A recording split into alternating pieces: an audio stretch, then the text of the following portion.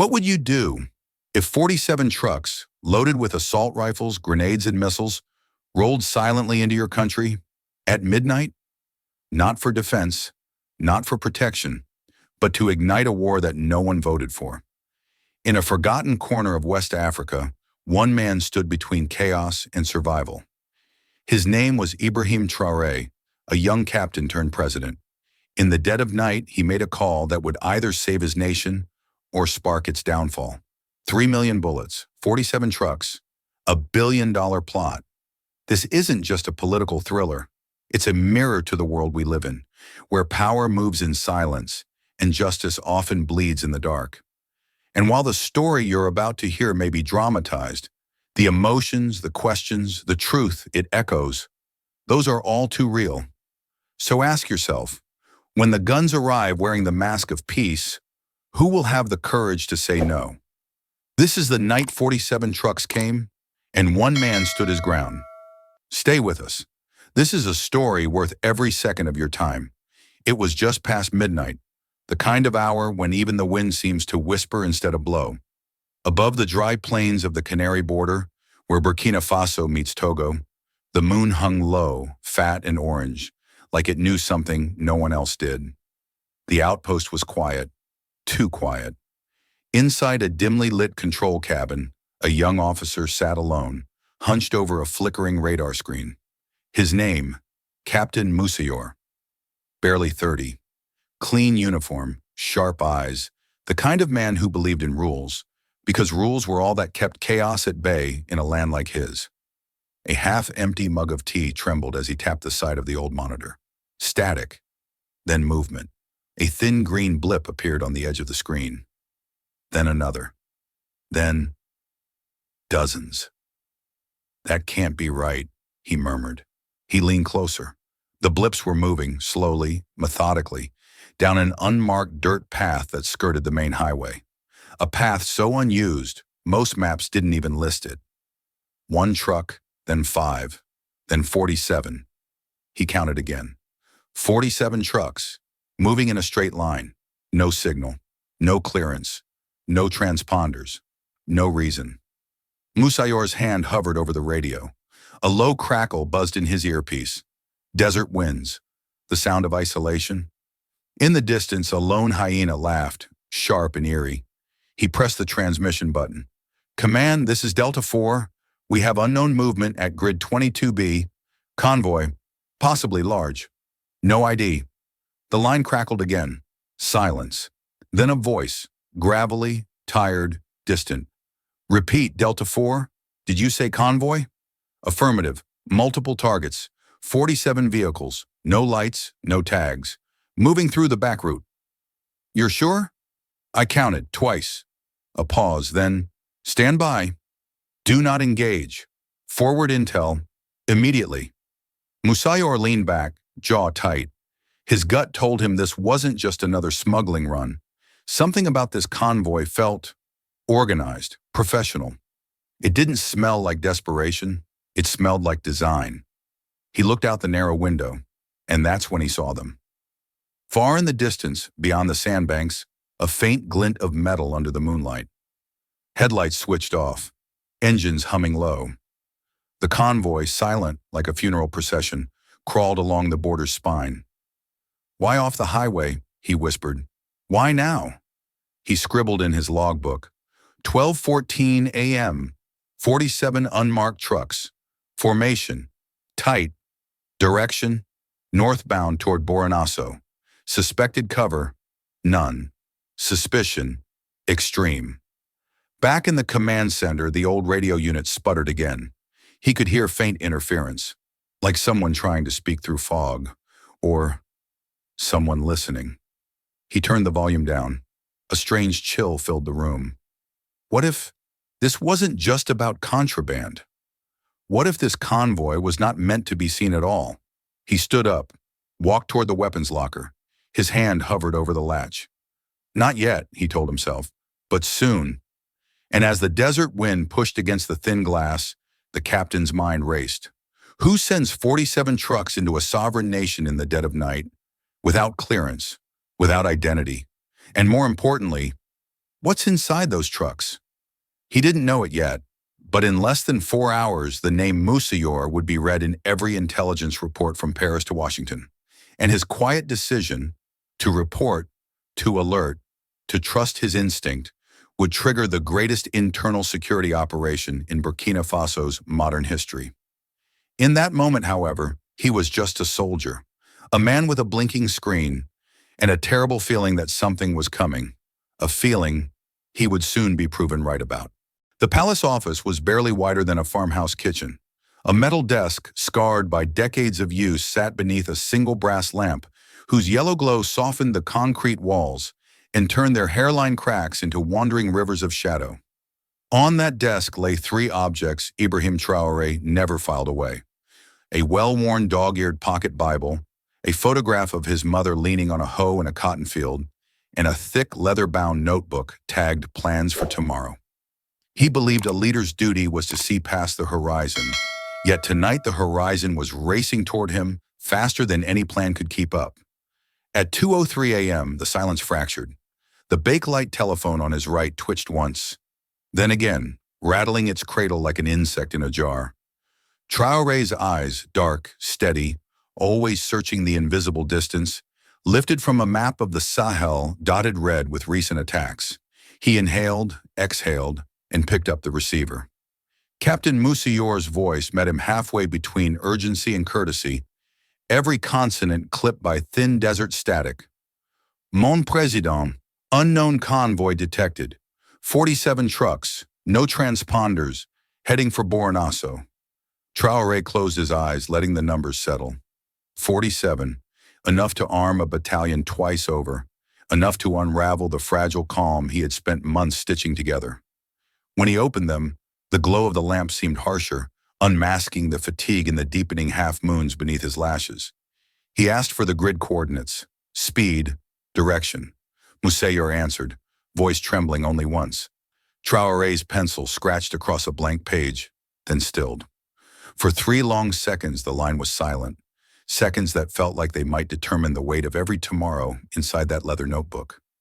He stood, the chair rolled back, bumping the wall with a dull thud. Merci, Capitaine. Hold your position. Do not engage. I am authorizing Operation Night Shield, effective immediately. Another heartbeat. And Moussailleur, thank you for not sleeping.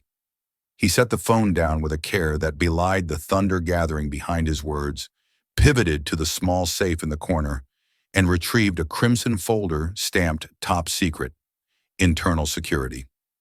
Outside, the palace courtyard slept under mango trees still warm from the day's sun. Traoré strode across the flagstones, boots clicking, a lone guard saluting in surprise.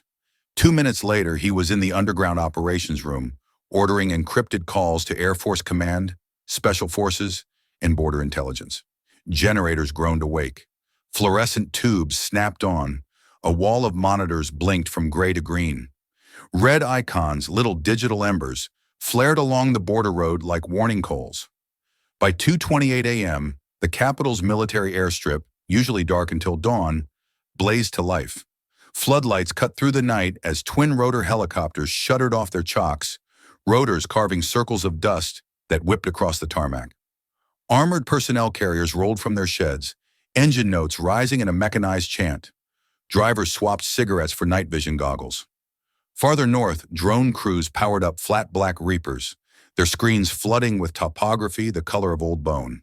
In the command bunker, a lieutenant whispered the call signs as they confirmed: Falcon 1 airborne, Panther column rolling, Dragon Eye UAVs on station. Traoré listened, fingers steepled under his chin, absorbing each update like a stone absorbs heat, quietly, completely. The map before him glowed green and alive, moving shapes, intersecting vectors, an elegant dance he must conduct without allowing a single misstep. He spoke only once more before the first rotor blades crossed into the convoy's airspace. Gentlemen, tonight we defend more than a border. We defend the right of our children to wake up tomorrow still believing their country belongs to them. Proceed with caution. Bring every driver back alive if you can. Bring every weapon back intact if you must. Failure is not an option. Invisibility is. The order transmitted, Traoré allowed himself one brief glance through a slit window high in the bunker wall. Out there, beyond the city lights, darkness lay over the Sahel like a waiting verdict. But steel now flew within the darkness. Steel carrying the certainty of a leader who had chosen to stand awake while others slept. Somewhere along a dusty, forgotten road, 47 trucks kept rolling north, unaware that the night was no longer theirs. At exactly 4 a.m., the desert exhaled. The convoy had just crested a bend in the narrow, dusty road outside Bornasso when everything stopped. Not gradually, not with warning, just stopped. In the blink of an eye, the lead truck's headlights met an unnatural wall of brilliance. A high-intensity spotlight beamed directly from a sand-covered ridge. It cut through the dark like judgment. Then came the sounds, sharp, commanding, precise. "Stop your engines! Hands on the dash! This is the Burkina Bay Army! Do not move!" For a full second, no one inside the trucks reacted. The silence was thicker than fear itself. But then the desert erupted into chaos. Tires skidded, doors flung open, shouts rang out in multiple languages. Some drivers instinctively leapt from their cabins and tried to sprint into the brush, only to be intercepted within seconds by dark silhouettes emerging from the sand. Burkina Faso's elite night units had dug themselves into the terrain hours before. Camouflaged in dust and silence, they now moved with mechanical precision, herding panicked drivers to their knees. Overhead, drones tracked movement from above, infrared mapping every heartbeat. In the distance, rotor blades churned the dawn air as helicopters hovered, casting massive spinning shadows across the cracked earth. The convoy was surrounded, all 47 trucks, no way out. Inside the command vehicle, Captain Kabor lowered his night vision goggles, his voice steady through the comms. "Convoy neutralized. All personnel in custody. No resistance encountered beyond minor flight attempts." But even as calm returned, the tension didn't lift. Kabor, a career officer who had spent 2 decades chasing ghosts along the borders, felt something deeper, a heaviness pressing against his ribs. Something was wrong. This operation had moved too smoothly. These men, they were just drivers, scared, confused, unarmed, not the architects of betrayal. He approached the lead truck. Its cargo was marked humanitarian aid, fragile. With a nod to his sergeant, the back was unlatched. The doors creaked open, hinges groaning as if they knew the truth they held inside. The first sack was sliced open. Not rice, not grain, not medicine. Steel. Wrapped in burlap were rows of freshly greased assault rifles, AK-47s, M16s, compact SMGs, layered like firewood. Below them, crates of hand grenades. Next to those, sealed tubes that upon closer inspection revealed the fins of RPG launchers and anti-tank weapons. Dozens, then hundreds, then more.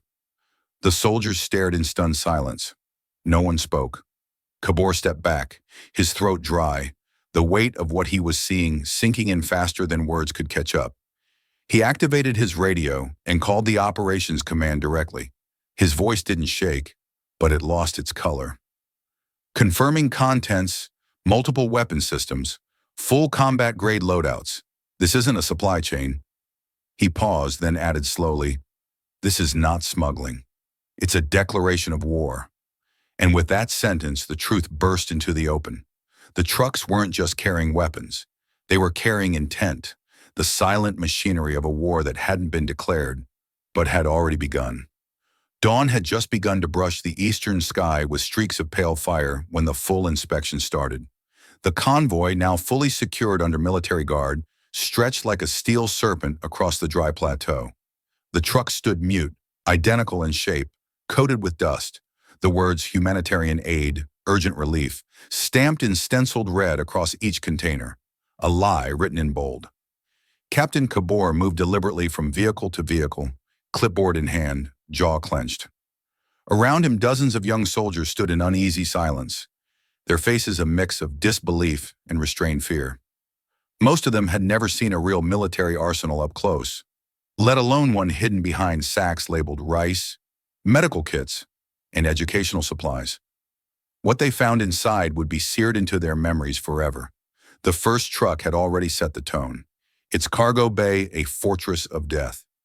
But the second truck deepened the horror. The wooden crates inside were arranged with uncanny precision, some stacked in geometric order, others camouflaged beneath folded tarps.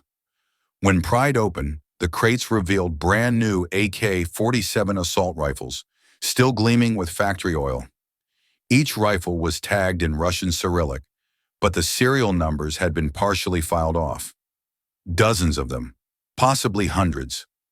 A younger soldier, no more than 20, reached for one. His hands trembled as he touched the cold steel. He had trained with replicas. These were real.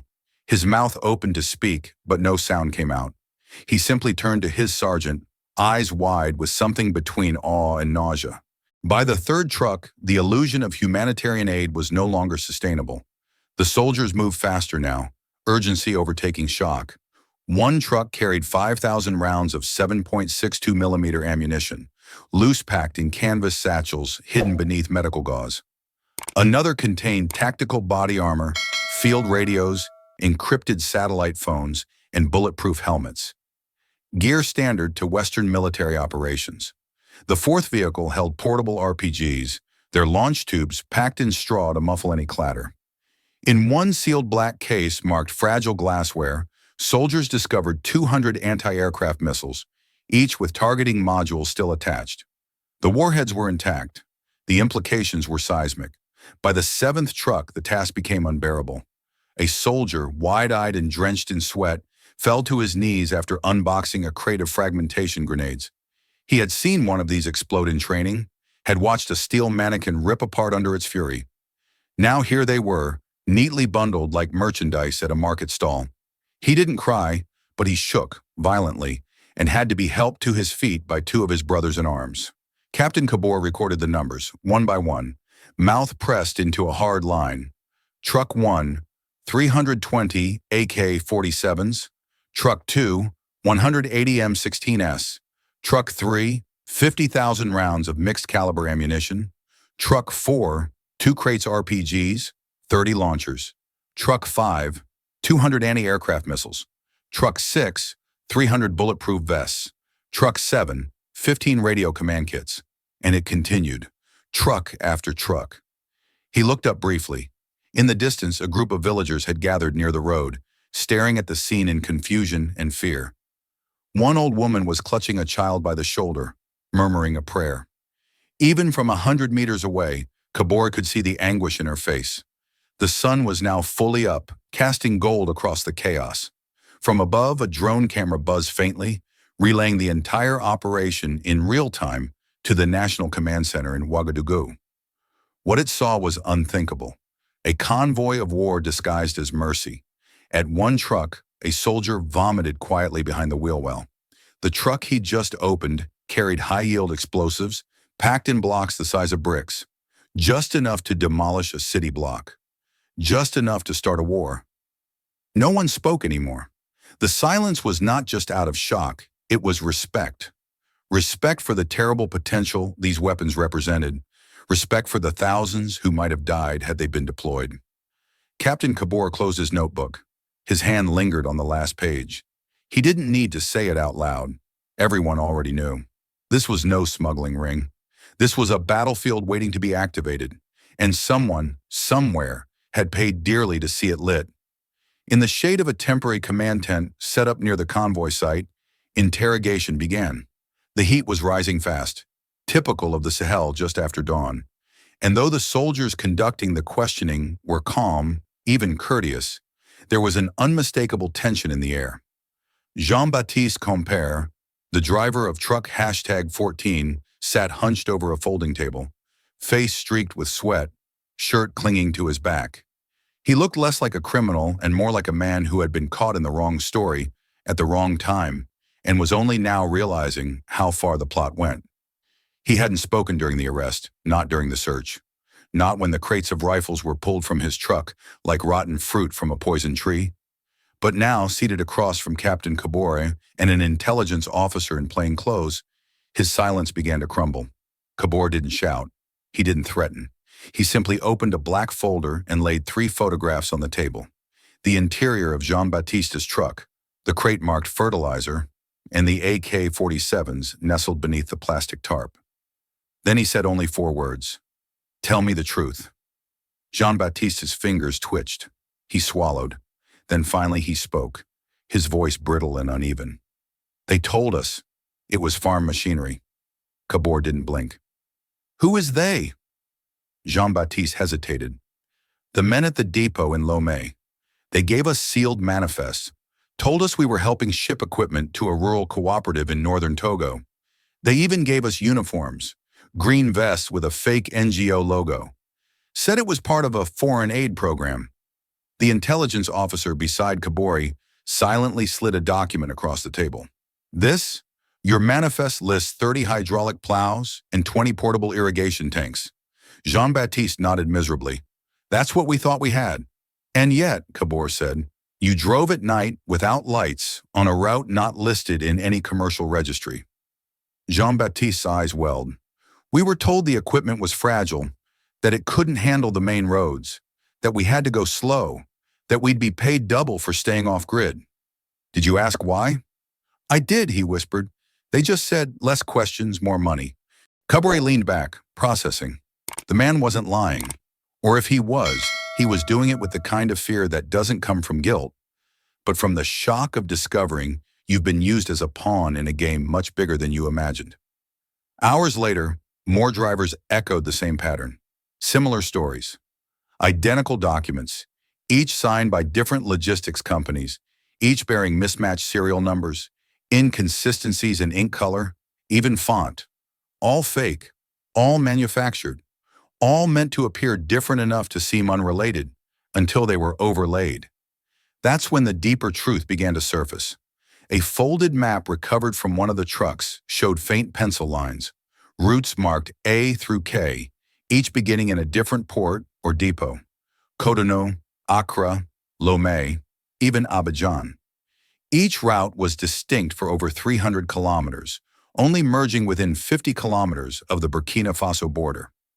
There the trucks had waited, gathered in secret, until the entire convoy could slip across under cover of darkness. Not one of the drivers knew they'd be part of something larger, and yet someone had orchestrated the symphony. Someone had designed 47 routes, 47 manifests, 47 pickup times across 3 countries, timed to converge on a single fragile thread of borderland road at exactly the same hour. This was not chance.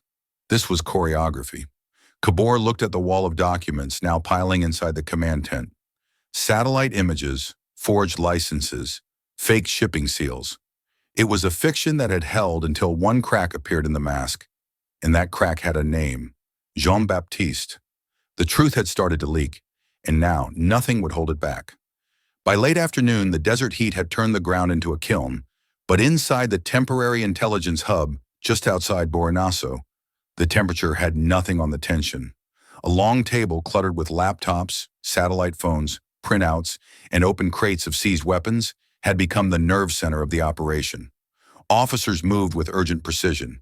Data streamed in from Ouagadougou, from forensic labs, from drone footage analysts. But the real breakthroughs came from one place, the serial numbers. A specialized forensic team, flown in at dawn, had begun recovering partial serials etched faintly into the metal of confiscated rifles, grenades, and missile components. Many had been deliberately filed off or covered in chemical paint. But technology has a memory, one that even rust and sand couldn't erase entirely. The findings were staggering. One lot of AK-103s, traced back to Libya. Weapons looted from Gaddafi's old stockpiles, long believed lost in the chaos after his fall. Another batch of M4-style rifles bore identifiers linking them to shipments that had once passed through Yemen, intercepted briefly by UN monitors, but later lost in transit. A third group of arms, including shoulder-fired anti-aircraft missiles, was pristine, brand new with components not yet publicly cataloged. Some had no origin listed at all, ghost weapons. And then came the valuation report. The numbers were beyond comprehension. 15,000 assault rifles.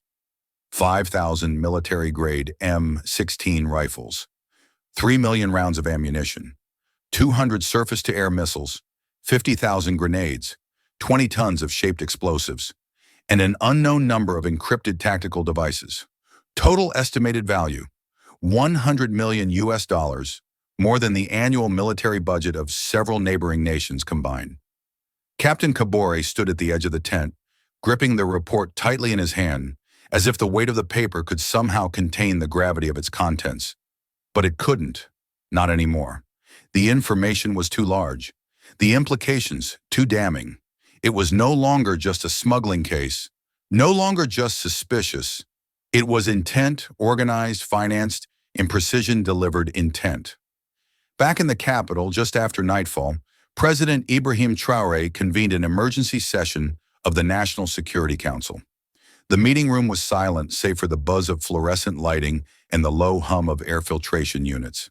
Traoré sat at the head of the table, face stern, eyes focused but calm.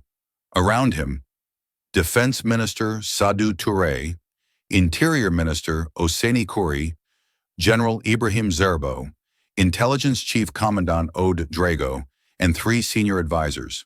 Kabor's report was passed down the line. No one spoke for a full minute after reading. Then the defense minister, voice low, said what everyone was thinking. You could arm an entire rebellion with this.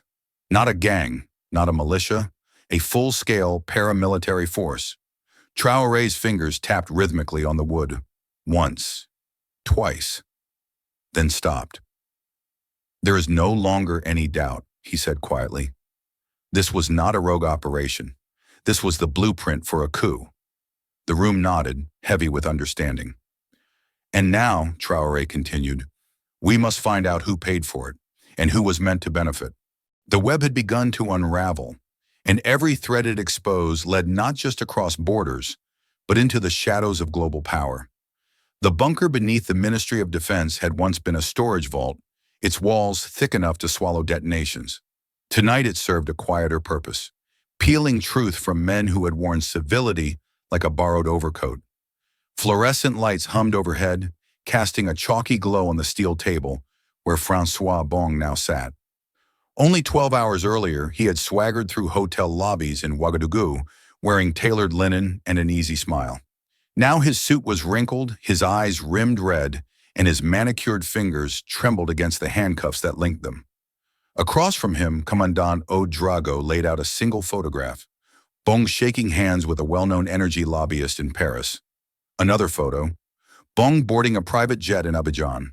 A third, a grainy still from CCTV in Accra's cantonments district, Bong entering a compound at midnight, flanked by 2 men whose faces had been blurred. Drago said nothing. Silence did the work. Bong's composure cracked first in the corners of his mouth, quivering like paper in flame. Then the tears came, thin, reluctant lines tracing down his cheeks. I never wanted this, he whispered, voice hollow. They promised it would be clean, quick, no blood. Drago's reply was a measured murmur. Who promised? A single shudder ran through Bong, as if memory itself hurt. The first meeting was in Accra. 8 months ago, he began, a villa off Independence Avenue. There were 5 of us from the region, businessmen with influence. The facilitator flew in from Abidjan with a briefcase full of feasibility charts. He called the operation Restored Democracy. Said Burkina Faso's leadership was hostile to investment. We were told foreign partners would handle the logistics, arms, training, media support. Names, Drago prompted. Bong inhaled, then blurted like a dam giving way. Colonel Laurent Kwasi, retired Ivorian intelligence. 2 consultants from a firm in Paris. Club Send Strategies. They claimed higher authorization would follow. I didn't believe them until the second meeting. Where? Paris, 4 months ago, a boardroom overlooking the Seine. They showed us export licenses, dual-use components routed through the Balkans. One man spoke very little, but everyone deferred to him. They called him Monsieur D. He said final sign-off would come from friends on Capitol Hill. Bong's voice cracked. Washington would green light once we proved local stakeholders were committed. Drago slid a glass of water forward, but Bong barely noticed. They needed financing to front-load the shipments. I wired 10 million through a Dubai shell, another 5 from a Singapore holding. Others did the same. We were told the weapons would be staged in fragments, Libya, Yemen, Serbia, then funneled south under NGO covers. He buried his face in cuffed hands. I asked why so many missiles. They laughed. Said if Traoré's Air Force tried to intervene, we'd clip its wings in an hour. After that, the Transition Council would request immediate peacekeeping assistance from those very governments supplying us. In the adjacent observation booth, President Traoré stood with Defense Minister Traoré and General Zerbo, listening through a one-way glass panel. The confession unfurled like barbed wire. Each sentence confirmed what the seized manifest had only suggested. The plot was layered, multinational, sanctioned in polished offices, an ocean away. Touré's jaw clenched so hard the muscles twitched. Zerbo stared at the floor, fists rigid. Inside the room, Bong continued, words spilling faster now, as if confession were the only anesthetic. They divided ministries in advance. Energy to the French, telecom to the Americans, mining to a consortium out of London and Doha. My reward was the agricultural portfolio. They even drafted the first decrees we'd sign after the coup. Privatize state utilities, repeal local content laws, open military bases for joint exercises. His shoulders heaved. I thought it was politics. I didn't understand the bodies behind the numbers. Drago let the silence stretch, then asked the question hanging in the fluorescent air. Who, specifically, in Washington? Bong's lips parted, but the answer snagged in his throat. He shook his head, sobbing. I only met envoys. They never gave surnames. One wore a congressional pin. He drew a shaky breath. He said, in a year, Burkina Faso will thank us for the stability. Drago gathered the photos, rose, and signaled the guards. As they led Bongu away, the businessman's knees buckled. He clutched the doorframe, tears splattering on the concrete. Moments later, Traoré and his council filed into the interrogation room, the echo of their footsteps hard against the walls. The president picked up the abandoned glass, studied the ripples, then placed it down with deliberate calm. His voice, barely above a whisper, carried the final command. Continue. And the investigation plunged deeper, now armed with names, dates, and the unmistakable stench of betrayal that wafted well beyond Burkina Faso's borders. The hours after François Bong's confession saw the Intelligence Command Center spiral into a controlled frenzy. Transcripts were being compiled, audio footage logged, and names run through multiple watch lists. But it wasn't until the team decrypted the contents of a seized laptop, taken from one of the planners arrested in Ouagadougou, that the full scope of the operation came into view. Inside a hidden folder, beneath layers of innocuous business spreadsheets, was a single document titled Ord Master Strategy.pdf, Ord, Operation Restore Democracy. The document, 42 pages long, detailed one of the most sophisticated coup blueprints Burkina Faso had ever encountered. It was structured like a military campaign. Timeline, objectives, personnel, risk mitigation protocols. Not the messy improvisation of revolutionaries, but the clinical, spreadsheet cold strategy of men in suits, men who preferred stability by any means necessary. At its core, the plan had 3 stages: disrupt, divide, replace. The first phase, disrupt, was already in motion. Bong had confirmed it. A series of false flag terror attacks had been designed to hit key civilian locations, transport hubs, border posts, even a market in Bobo Dioulasso. The attacks would be blamed on extremist factions operating in the Sahel, stoking fear, inflaming tribal suspicion, and paralyzing the population with panic. Pre-written media statements and social media accounts were prepared to fan the flames, pushing hashtags, pointing fingers, spreading confusion. Once panic took root, divide would begin. Carefully placed operatives within activist circles and student unions would organize spontaneous protests, demanding resignations, shouting slogans about lost democracy and state corruption. Opposition politicians, some already complicit, would denounce the government, calling for interim leadership and international mediation. Videos would surface showing security forces abusing protesters, further weakening public trust in the military and fracturing loyalty from within. Then came replace, a faction within the armed forces, incentivized and ideologically groomed, would stage a midnight operation, detaining President Traoré and key ministers. Within 12 hours, the conspirators would announce a transitional council framed as a unifying caretaker government. Statements would flood international media. Burkina Faso enters a new chapter, democracy restored, peaceful power shift amid growing unrest. It was propaganda perfectly choreographed for Western consumption. Traoré stood at the center of the National Security Council room, reading the document line by line, page after page. He didn't speak for several minutes. Behind him, the wall-sized digital map flickered with satellite imagery. Convoy routes, detention centers, coded locations of suspected arms caches. Every element aligned. And then one of the aides brought in a black briefcase found during the Capitol raids.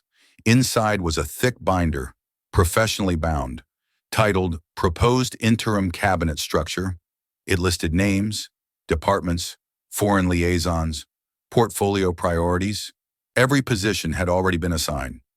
Defense Minister, retired colonel with ties to a private French security firm, Minister of Natural Resources, a businessman under international investigation for illegal gold exports, Minister of Finance, an IMF consultant previously expelled from Nigeria for meddling in public reforms, Minister of Communications, a former journalist with close ties to a Western media conglomerate, Prime Minister, acting, confidential, pending clearance from external backers. It was government by design, not by vote, a silent colonization in modern clothes. Defense Minister Sadou Touré slammed the binder shut. They divided the nation like it was a corporate acquisition, he muttered. We weren't even supposed to know until it was done. Traoré finally spoke, his voice even controlled. They call it restoring democracy, but what they really want is restoring control. General Zerbo nodded grimly. And they were willing to kill our own people to get it. Interior Minister Oseni Kori, usually reserved, stepped forward. Mr. President, we need to show this to the people. Not tomorrow, not next week, now. Traoré looked out the narrow window of the war room. The city still slept, unaware of the storm that had passed just overhead. His hands closed around the folder. Yes, he said, we'll show them everything, but first we need to catch the rest of the orchestra. The conductor is still out there. And so, as Operation Restore Democracy unraveled before them, the counter-operation had only just begun. Night fell over Ouagadougou like a velvet curtain just as the counterstrike began. At 2300 hours, 23 assault teams fanned out across the capital and 2 surrounding provinces, their movements choreographed down to the second. The targets were innocuous on paper: import depots, agro-storage sheds, half-empty office parks.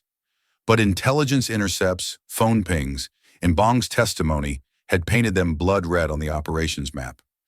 By midnight, the first bolt cutters snapped. Steel shutters rolled up. The silence of empty streets was broken only by the hiss of hydraulic rams breaching reinforced doors. Inside the very first warehouse, soldiers found stacks of wooden crates identical to those in the convoy, still stamped relief supplies.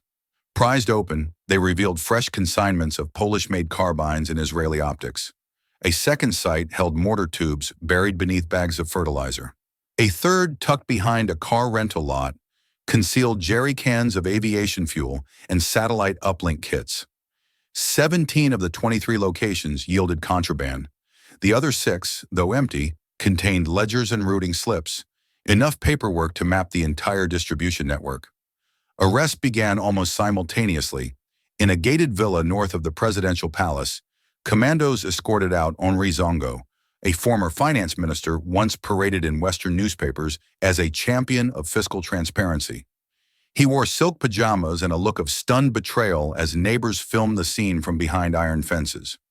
Across the city, near the University District, agents seized General Mahamadou Ouattara, retired but still influential, pulled from a private card game with 3 colonels whose loyalty, it seemed, extended only so far as the chips on the table. Downtown, at the rooftop bar of a luxury hotel, plainclothes officers quietly placed Madame Clarice Bancalé, nicknamed the Gold Queen for her mining empire, into an elevator, her evening gown a stark contrast to the zip ties cinched around her wrists. She had funded scholarships for orphan girls, delivered keynote speeches on inclusive growth, yet funneled millions into offshore trusts used to purchase the very weapons now being cataloged. But the capture that sent shockwaves through diplomatic circles happened in the leafiest quarter of the capital. Christopher H. Dale, officially a cultural attaché at a Western embassy, and unofficially the nexus between the plotters and their overseas handlers, was found deleting files from an encrypted laptop when operatives entered. His first words were a polished protest about diplomatic immunity. They earned him a single polite reply: "Immunity does not cover treason." By 0400 hours, the tally stood at 42 high-value detainees, 2 former ministers, 4 retired generals, 8 prominent business magnates, and 3 foreign diplomats. Every arrest pulled another thread, unraveling a tapestry of influence that stretched from Parisian lobbying firms to Gulf investment funds and Washington consultancies. Yet the most jarring capture occurred at a modest NGO office on Avenue de la Nation. There, agents found Dr. Etienne Traoré, no relation to the president, a celebrated human rights advocate who had spent years on television decrying government abuses. Cameras once loved him, microphones once amplified him. Tonight, hidden behind motivational posters about democracy, officers discovered 3 burner phones, each with encrypted chat logs approving weapons payments. When confronted, Etienne tried the old lines. "I fight for freedom. I defend the people." The lead investigator simply pointed to the warehouse photos and replied, "Freedom doesn't ride in on anti-aircraft missiles." At dawn, President Ibrahim Traoré received the final sit-rep. He read the name silently, eyebrows tightening only once, at Etienne's. Then to the room of commanders awaiting his reaction, he said in an even voice, "Let the world see their faces. Masks off."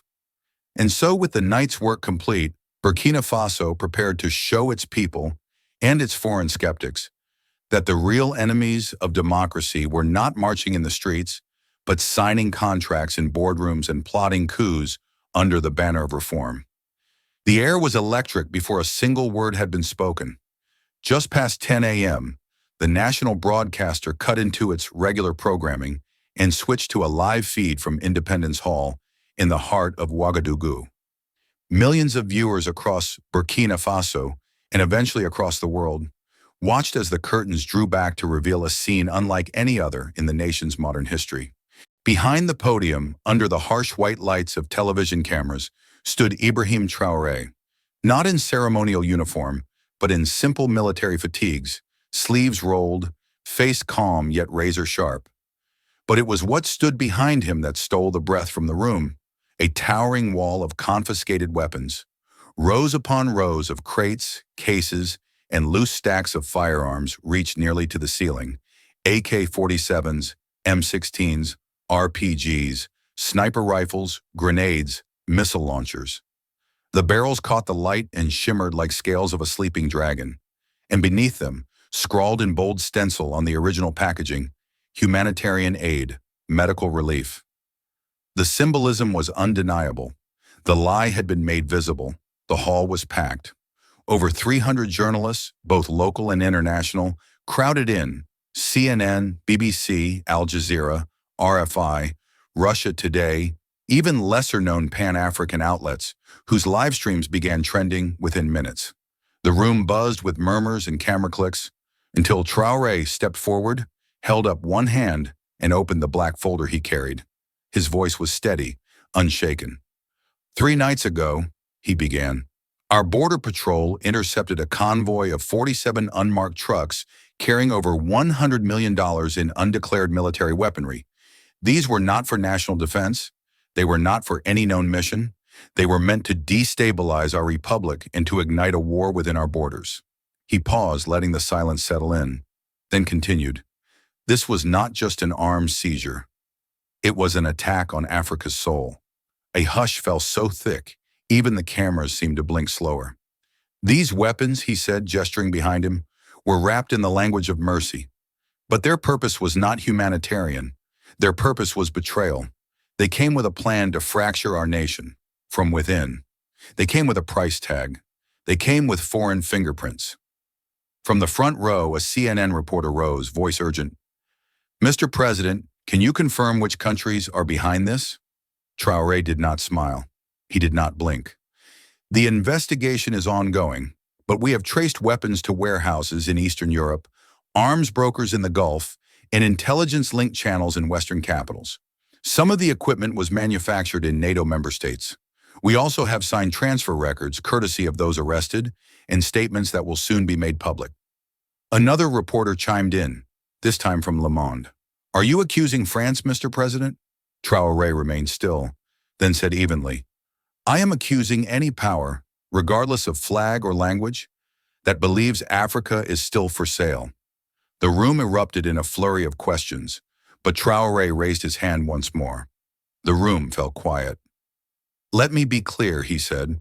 We are not at war with any nation, but we are at war with the idea that we cannot govern ourselves without puppeteers pulling our strings.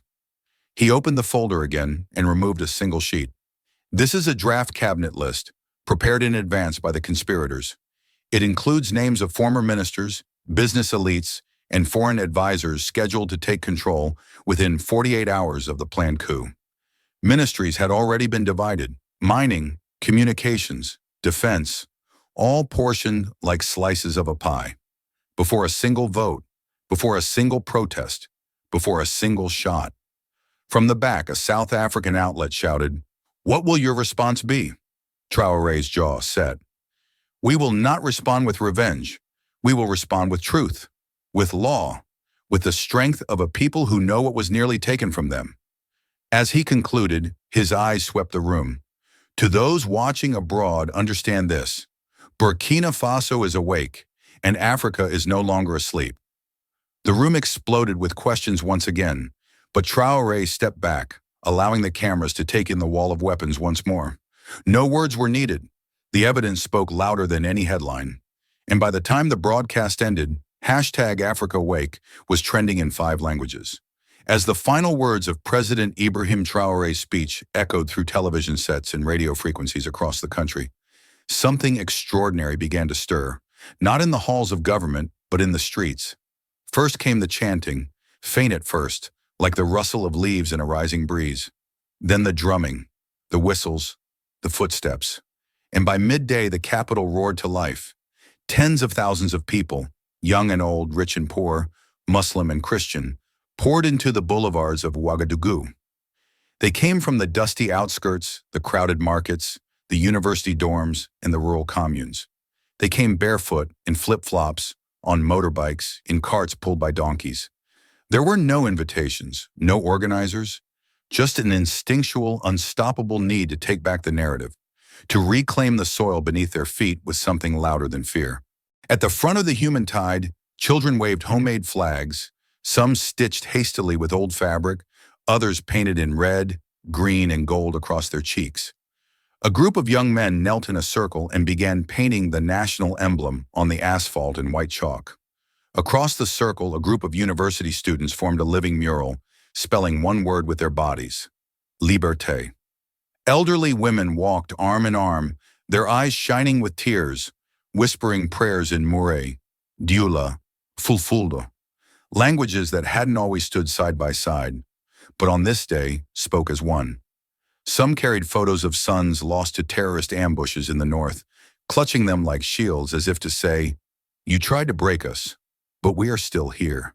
And then came the songs, national hymns, revolutionary chants, lullabies once sung in refugee camps, now transformed into anthems of defiance. Someone brought out a rusted megaphone and began to sing an old Sankarist battle cry. The crowd picked it up line by line, voice by voice, until the chorus surged over rooftops and across neighborhoods. Long live Traoré! Down with traitors! Down with imperialism! As the sun began to descend, the scene turned almost ceremonial. Women in traditional wrappers lit handmade torches from bundles of dried grass and shared them with the men. Firelight danced in the faces of children who had, until that day, known only whispers of war, only the hush of fear. They marched now, not to flee, but to be seen. In the heart of the city, beneath the statue of a lion that had long stood as a silent symbol of strength, an old man in white robes dropped to his knees. He pressed his forehead to the stone and whispered a prayer. When he rose, there were tears in his eyes. For the first time in years, he said to no one in particular, I believe we will win without bleeding again. News cameras captured a moment when two strangers, one in military uniform, the other in a battered student t-shirt, embraced in the middle of the crowd. No words were exchanged, just the firm, silent grip of solidarity. And above it all, on rooftops and balconies, drums beat like war calls reimagined for peace. Inside the presidential compound, Ibrahim Traoré stood watching the live coverage, his expression unreadable. Not triumph, not arrogance, just a quiet awe at what had unfolded. Around him, aides came and went with briefings, updates, phone calls, but for a long moment, the president said nothing. He simply listened to the chants, the songs, the roaring defiance of a people who had been pushed to the edge and had decided collectively not to fall. They had not just believed his words, they had answered them. And in doing so, they reminded the world of something Africa had never truly lost, its voice. The day after Traoré's press conference, the winds that had stirred in Burkina Faso swept far beyond its borders. Across Africa, presidential palaces, defense ministries, and state-run broadcasters echoed with the same disbelief and admiration. What had started as a single act of defiance against an invisible machine of destabilization had become something else entirely, a Pan-African awakening. The first message came from Assimi Goïta, the transitional president of Mali. It was short, sharp, and unambiguous. Burkina Faso stood where many would have fallen. President Traoré has defended not only his country, but the dignity of an entire region.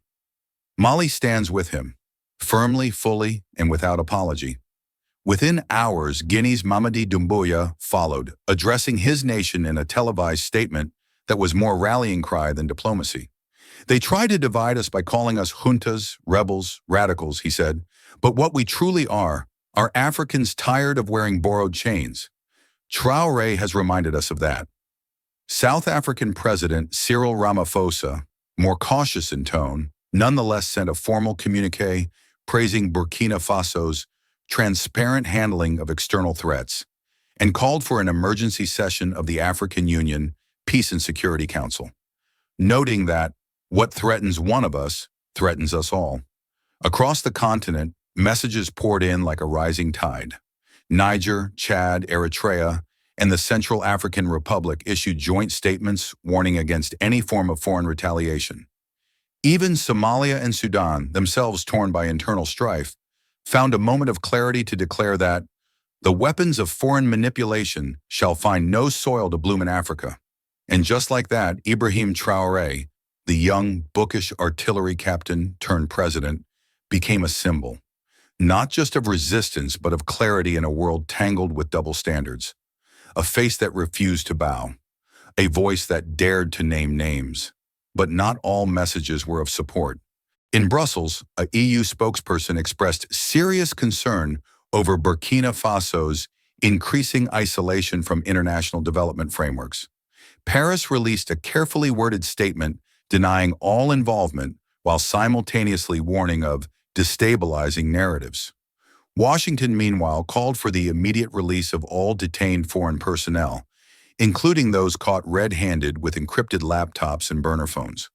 Traoré, when asked by reporters how he would respond to these pressures, gave a reply that would later be quoted in headlines from Nairobi to Caracas.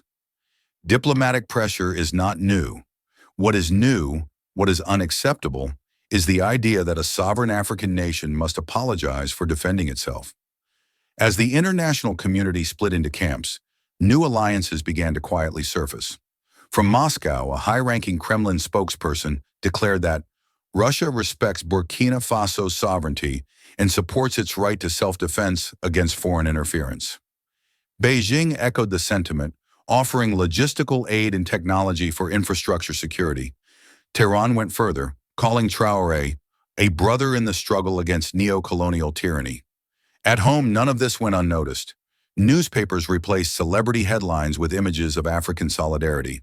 Social media platforms across the continent were flooded with hashtags like hashtag Africa for Africans, hashtag Stand with Traoré, and hashtag No to Neocolonialism. What began as a regional scandal had now become a continental reckoning.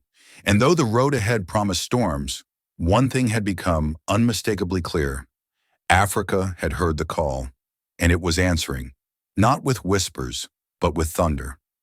10 days after the convoy was stopped, Independence Square, normally a dusty roundabout filled with taxis and street vendors, had been transformed into something biblical.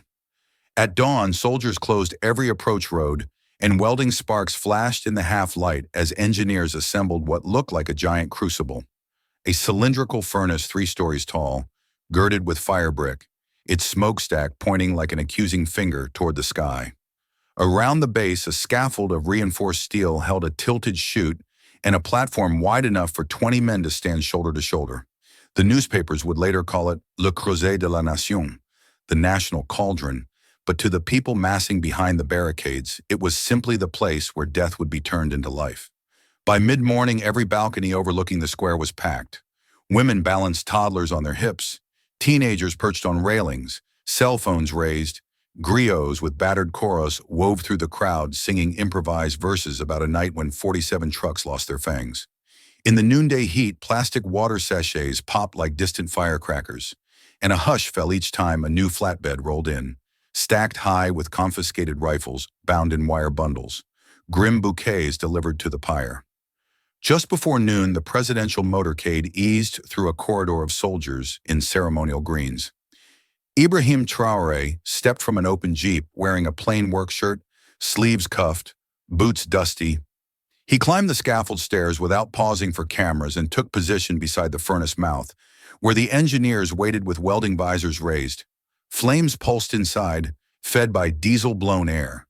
The heat shimmered in waves that bent the background like a mirage.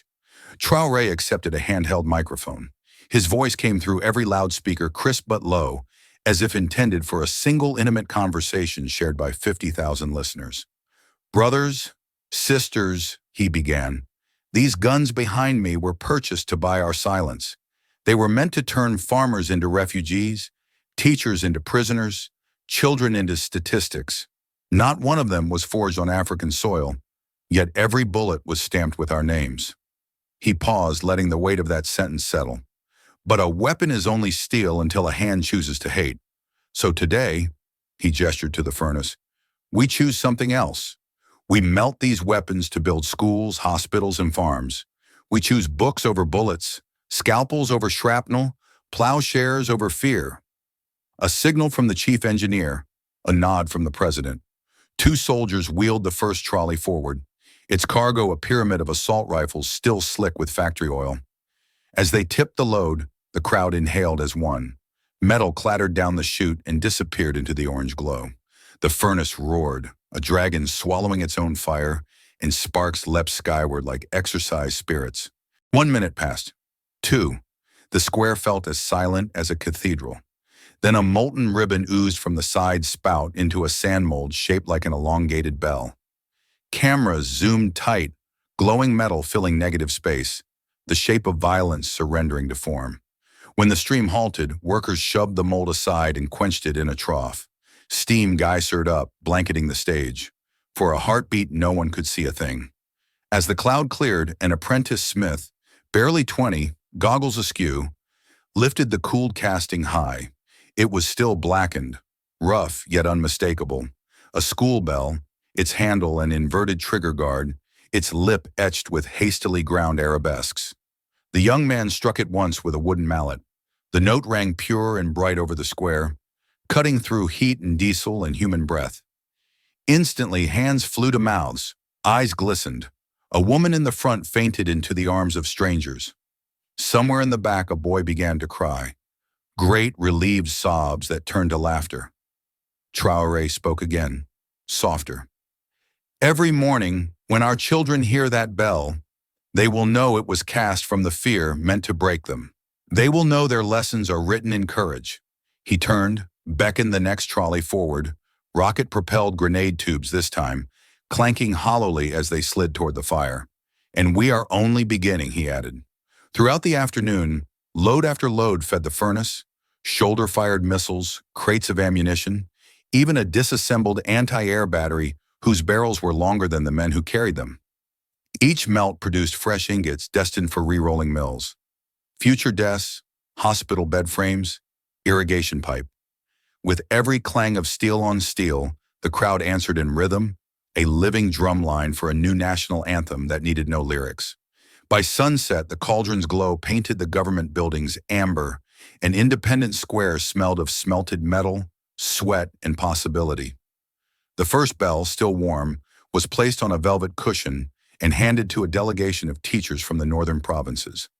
As they filed away, tears on their cheeks reflected the last flares of the furnace, and the crowd parted to let them pass, cheering not for a weapon destroyed, but for a future forged in its place. As the fires of the great furnace roared on into the evening, and the molten echoes of hammers on steel rang like ritual bells across Independence Square, the atmosphere slowly shifted, from triumphant energy to something more intimate, solemn, and profoundly human. Near the edge of the gathering, where the crowd had thinned and the shadow of the cauldron stretched long and golden, an old man knelt silently on the pavement. His robes were plain, his sandals worn. In one weathered hand, he clutched a photograph, a boy of maybe 10, grinning with front teeth missing, his school uniform rumpled, his future unwritten. The old man's lips trembled as he looked at the image, then back at the stacks of weapons yet to be melted. AK-47s, grenade launchers, mortar tubes, all lined up like ghosts awaiting judgment. His voice broke the hush with a soft, cracking whisper. They were going to kill our grandchildren with these. A woman beside him lowered her head, tears welling. A soldier overheard and turned away, blinking hard. No one replied, but they didn't need to. The words hung in the air, as real and weighty as the smoke above. Nearby, a young girl, no older than 6, tugged at her mother's sleeve. Her dark eyes locked onto a warped rifle barrel, discarded beside a cooling mold. The steel hissed softly, still hot from the melt. She stepped cautiously forward and reached out, not to fear it, but to understand it. Her fingertips brushed the charred edge. "This was going to kill me," she asked quietly, her voice impossibly light, cut deeper than any political speech.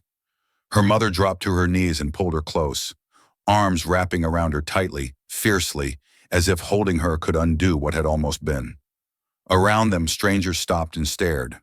Men who had fought in the North, mothers who had buried sons, teachers who had trained their students to hide under desks during gunfire. In that moment, a terrible realization became collective. The weapons hadn't just threatened the government, they had threatened everyone's future. A group of teenagers nearby had stopped filming with their phones. One by one, they knelt in a circle on the pavement, heads bowed. Someone began to hum a lullaby, one that their grandmothers had sung long before coups and terror cells had names. The melody floated gently across the square, catching others like wind in tall grass. The sound of grief became a song of release.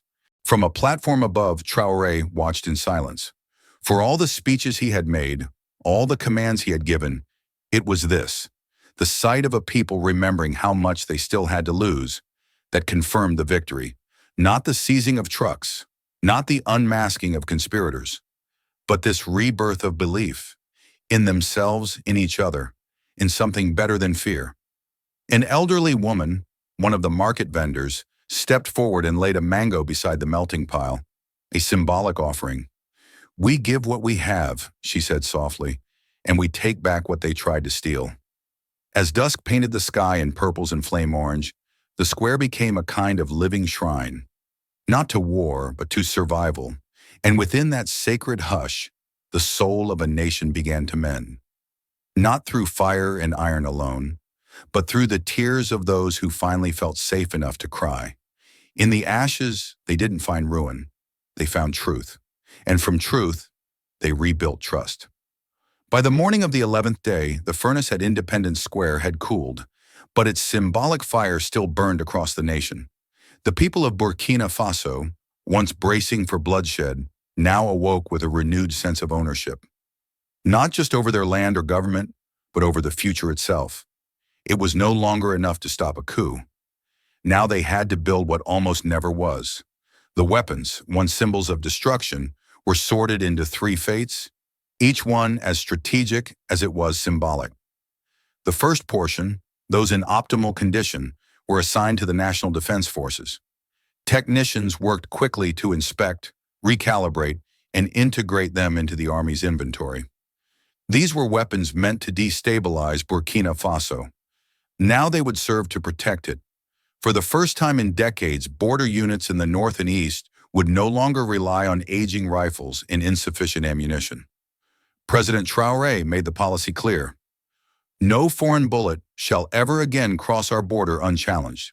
The second portion, older models, fragmented stock, and recovered explosives, was marked for total public destruction. Not in secrecy, not behind military walls, but on camera, in public spaces, with school children and elders watching. Heavy machinery crushed rocket tubes like soda cans. Flames consumed crates of landmines, and workers in thick gloves cut rifle barrels into slivers. These were not just practical decisions. They were public statements. The old ways were over, and those who had fed chaos with quiet hands would no longer find shadows to hide in. The third and most talked about portion was the scrap, the hundreds of tons of melted down steel, bronze, copper, and alloy frames pulled from the furnace. These were not stored or hidden. They were sold on open contract to trusted regional manufacturers and ethical buyers under strict transparency laws. Every coin earned was recorded and audited, and the plan for the proceeds was as bold as the act itself. In a follow-up address, Traoré stood once more before the people, not with fire this time, but with blueprints. This metal, he said, holding up a small, twisted chunk of former rifle stock, was once designed to end lives. It will now begin them. He outlined the transformation. 100 new schools across rural provinces, prioritizing conflict zones that had long been ignored. 50 health centers, fully equipped and solar-powered, in regions previously unreachable by emergency services. 1,000 kilometers of irrigation canals, drawn from the Sahel into drought-ravaged farmlands, turning parched earth into fields of grain. Each project was named under a single national program, Tools of Death into Tools of Life. Billboards went up within days, showing side-by-side images, a melted rifle becoming a school gate, a missile shell reshaped into a hospital bed frame, an ammo box refitted as a school lunch container. The branding was more than marketing, it became a mantra. In classrooms, teachers wrote the phrase on chalkboards. On street walls, graffiti artists turned it into murals. Even children played a new game, collecting rusted scraps and pretending they were bricks for a dream school. International observers initially raised eyebrows at the idealism, but they were silenced when the first foundation stone was laid just a week later in a northern village where school had been out of reach for a generation. Locals gathered not to celebrate a building, but the end of waiting. In the eyes of many, it was the scrap that changed everything. Because unlike secret negotiations or distant aid, this was hope melted, repurposed, and held in the hands of ordinary people. The weapons had come to destroy. Instead, they would now irrigate, educate, and heal. In the end, it wasn't just a victory against a coup. It was a blueprint for revolution through rebuilding. It was the 12th day since the ambush on the border. And yet the streets of Ouagadougou buzzed with the same anticipation as the night it all began. This time, however, the destination wasn't a hidden convoy or a press conference. It was the Supreme Criminal Court, a massive colonial-era building whose thick stone walls had seen decades of proceedings, but never a trial like this. Inside the courtroom, the mood was electric. The wooden benches were packed with citizens who had waited in line since dawn. Mothers with headscarves, veterans in faded uniforms, students still wearing their backpacks. Every seat was filled. The rest spilled into the corridors, craning their necks to glimpse the trial through open doors and screens. The nation wasn't just watching, it was witnessing history. The defendants, 47 in total, were marched in under tight military guard. Some wore suits that no longer seemed to fit their trembling frames. Others clung to briefcases or prayer beads, as though either might shield them from the weight of their own decisions. Among them, retired generals, former ministers, millionaire businessmen, NGO directors, and 6 foreign nationals, all once untouchable, now simply accused. The charges were read aloud, the courtroom falling into silence at the gravity of each. High treason, conspiracy to overthrow a sovereign government, financing of terrorism, smuggling of arms with intent to destabilize the state. Each name was followed by a single word, present. Some voices cracked. Others were little more than whispers. A few stood tall, defiant, their eyes scanning the room for sympathy, but found only the blank stares of a betrayed people. The prosecution began with methodical precision, presenting evidence that needed no embellishment. Drone footage of the convoy's silent approach under moonlight, intercepted calls coordinating the fake humanitarian documents, confessions from drivers and middlemen, bank records showing wire transfers from offshore accounts in Cyprus and Dubai, a seized laptop revealing encrypted chats with foreign agents, some of whom sat in diplomatic seats, unable to meet the judge's gaze, screens lit up with photos of weapon caches, identical crates discovered across the country, timestamps matching those of the arrests. Audio recordings echoed through the chamber. Phase 2 begins next week. Civil unrest will mask the drop. Ensure General Ouattara is positioned. Washington has given the nod. One by one, the defendants were called to the stand. Jean-Baptiste Compere, a logistics officer, wept openly. "I didn't know. I swear to God, I thought it was farm machinery. They lied to us all." Francois Bong, the businessman turned whistleblower, sat motionless, his voice hollow. "They said it would be fast, no blood, just change. They said Africa needed new hands." Then almost pleading, "I thought I was helping. I see now, I was bought." Others offered no such remorse. Etienne Traoré, the former activist, refused to speak. His silence spoke volumes, matched only by the flicker of shame in his eyes. A former minister, once hailed by Western embassies as a moderate reformer, stared into space as his own signature was displayed on a weapons invoice. At one point, a member of the jury turned to the audience and asked the judge for a recess, not out of fatigue, but to process the emotional weight of what they were hearing. Traoré himself did not attend the trial. He had already made his statement with steel, not speeches. But his absence loomed as loudly as his presence might have. Everyone knew this was not about revenge. This was justice drawn in daylight, with facts instead of fear, and a nation instead of a mob. As the day drew to a close, the judge banged the gavel and looked out over the sea of faces.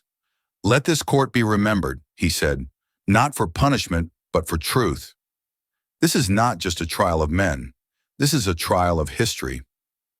Outside, the square was silent, not because people weren't angry, but because they finally believed they didn't need to be. The law was speaking, and for once it spoke for them. The courtroom revelations sent more than shockwaves through Burkina Faso. They triggered a full-blown diplomatic quake that rattled embassies across continents.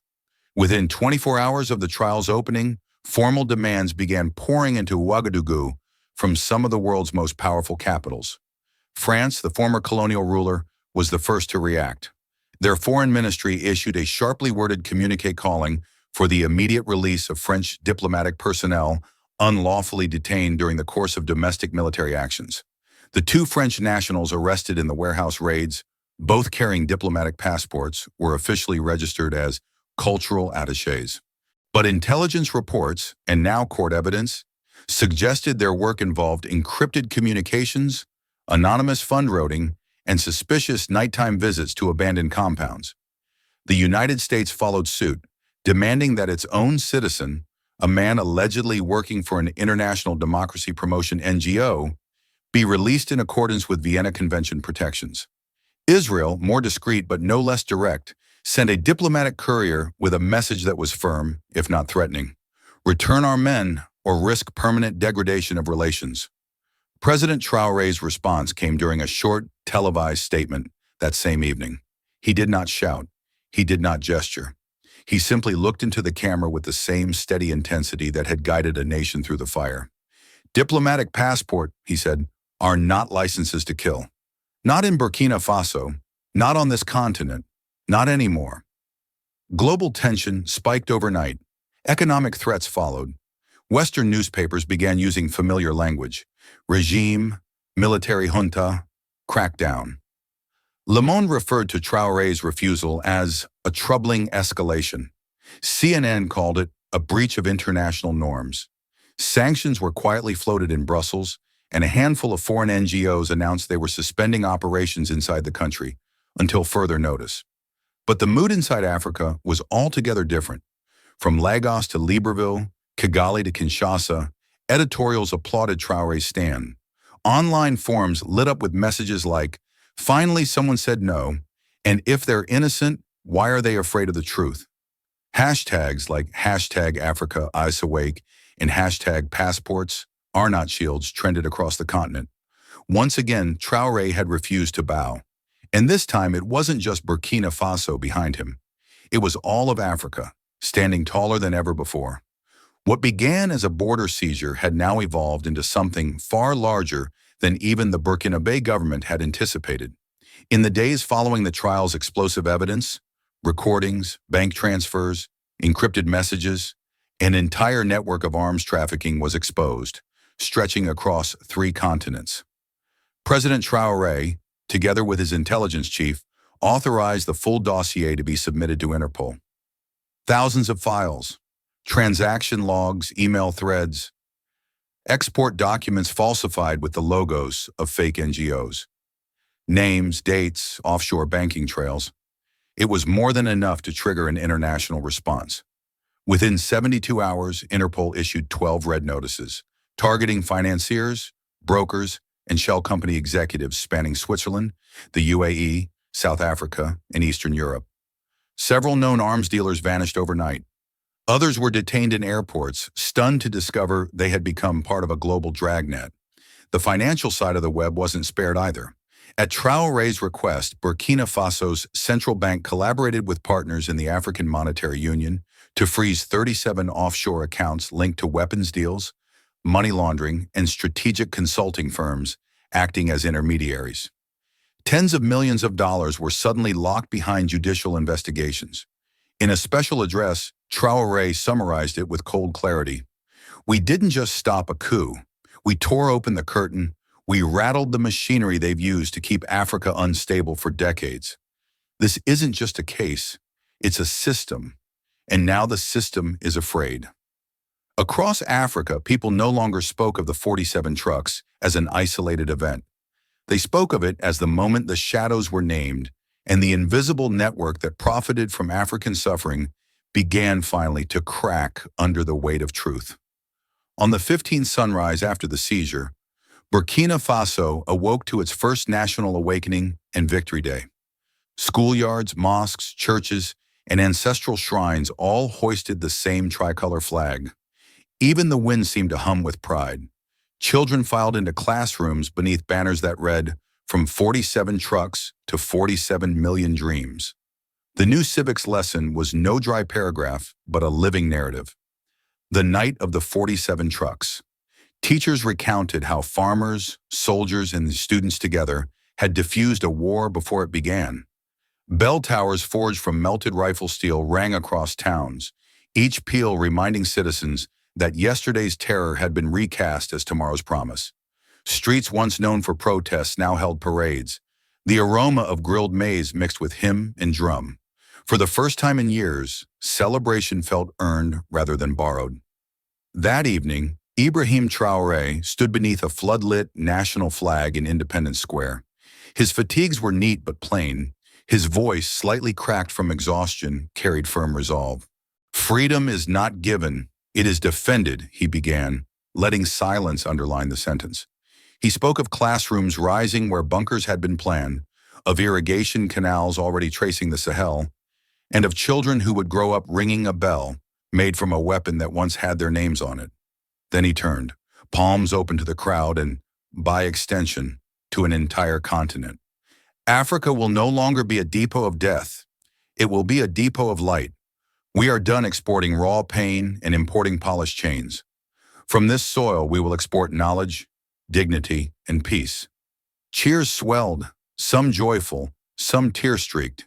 Traoré's final words trembled, but stayed steady. "Guard this dawn, my brothers and sisters." It cost more than sleep, it cost resolve. The story leapt borders overnight. In Niamey, students painted 47 on campus walls.